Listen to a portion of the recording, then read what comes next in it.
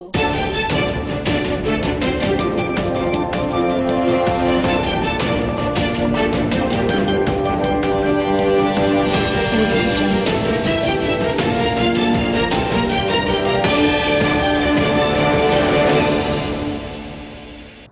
શહેરના ધરોઈ કોલોની સામે આવેલી રાજવિલા સોસાયટીમાં રહેતા રહીશો દ્વારા ગણેશ મહોત્સવની ઉજવણી કરવામાં આવી હતી, જેમાં સોસાયટીના ભક્તો દ્વારા 3 દિવસ સુધી ગણપતિ દાદાની ઇકો ફ્રેન્ડલી માટીની મૂર્તિની સ્થાપના થઈ હતી અને સૌ રહીશો દ્વારા સવાર સાંજ ગણપતિ દાદાની પૂજન અર્ચન કરી અને આરતી ઉતારવામાં આવતી હતી, જેમાં સૌ નાના બાળકો, બહેનો અને વડીલોએ પણ ઉત્સાહપૂર્વક ભાગ લીધો હતો.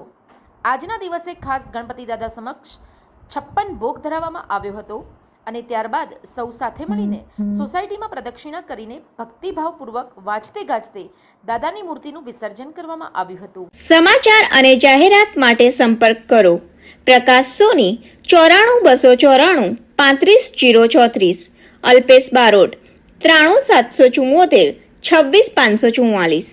વિસનગર કે ન્યૂઝ.